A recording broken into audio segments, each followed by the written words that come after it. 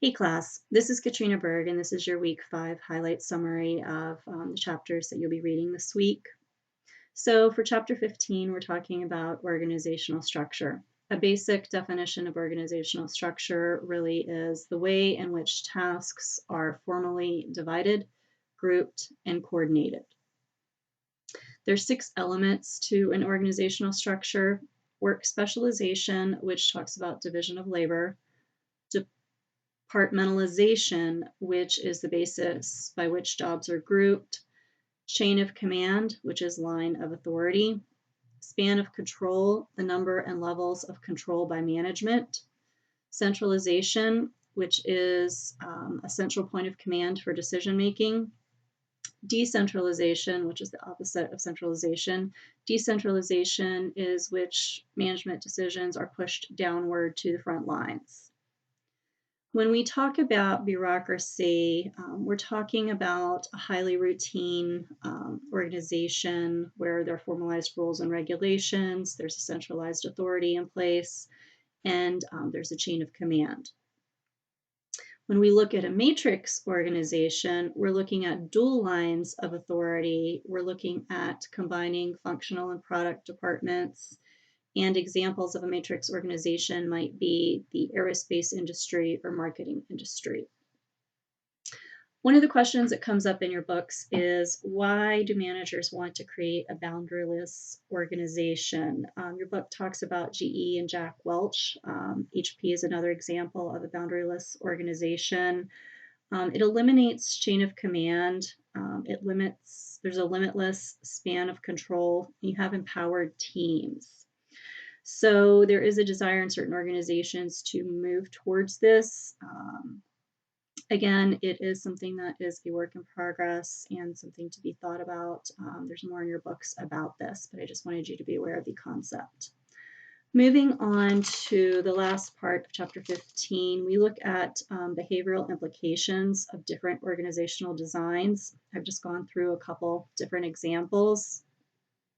There are no simple answers. Behavioral implications can change based on your structure, based on your employees, based on your industry, based on how you have division of labor set up.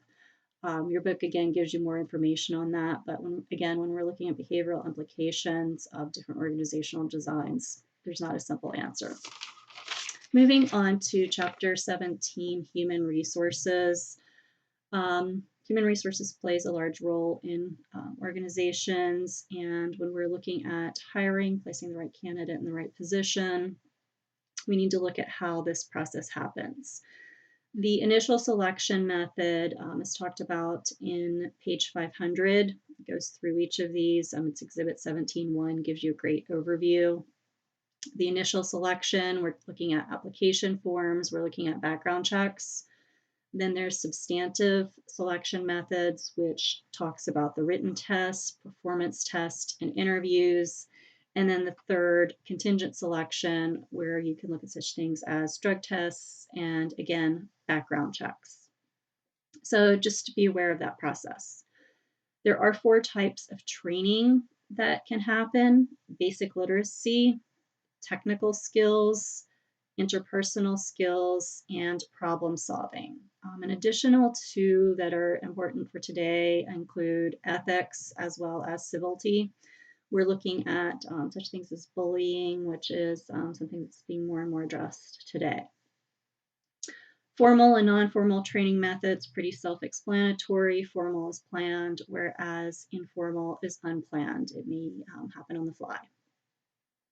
On-the-job training versus off-the-job training, what does that mean? On-the-job training, again, we're looking at formal training, we're looking at apprentice, we're looking at rotating, and we're looking at mentoring possibly. Off-the-job training examples could include podcasts, it could include classroom training or online training, and seminar training. And performance evaluations. This, again, is a large part of human resources. How do you evaluate performance? You're evaluating the individual outcome, you're evaluating behaviors, and you're evaluating traits.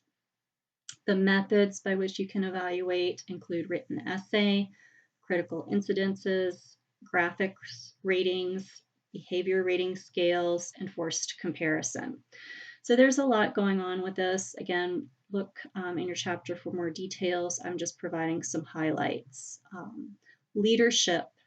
What role does HR play in leadership? HR touches you at the beginning, it touches you mid, and it touches you at the end. So there's a lot that's happening. HR designs and administers benefit programs. They're responsible for attitude surveys, keeping a pulse on what's happening in the organization, drafting and enforcing policies. They also help manage work-life balance. That's where you're going to go if there's a problem or a challenge. They also are part of mediation often, and termination and layoffs. So that concludes the chapter 17 highlights. Moving on to chapter 18, where we're looking at change and stress. It's today's reality in organizations. There's often change happening, and stress is part of that. How do organizations get through this?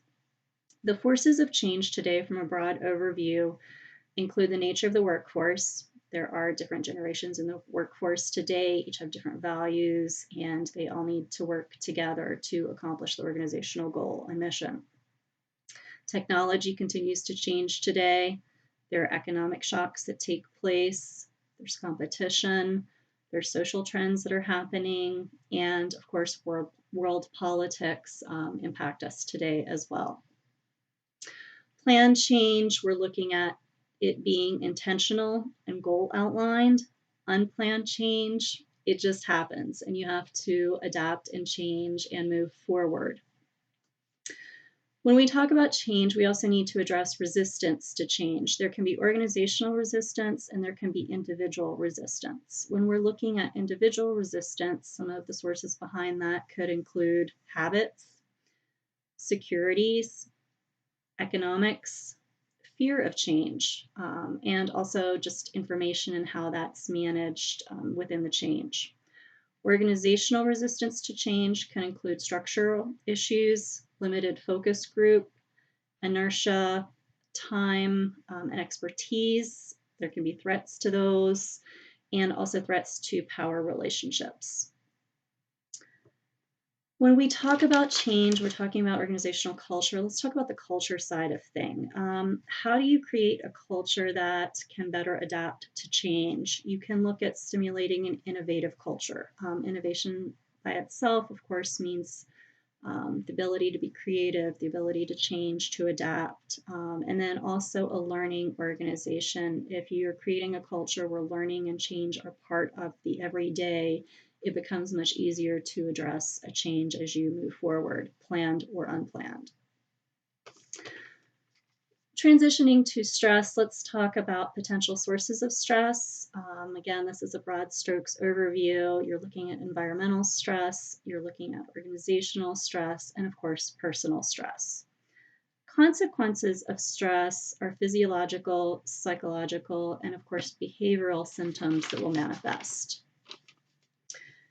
You can look at organizational and individual approaches to stress and how to manage that and address it. So be aware of these. Individuals, of course, can work on time management, physically exercising and taking care of yourself, relaxing, and also making sure that social supports are in place for you. From an organizational standpoint in managing stress, you can look at ensuring that you have improved employee selection and placement, getting that right person in the right job, training, realistic goal setting. What really can you do? What can your organization do? Communication. So much boils down to continued corrected communication. Wellness programs also are a way that organizations can help manage stress and change. Let me know if you have any questions, class. Thank you for listening.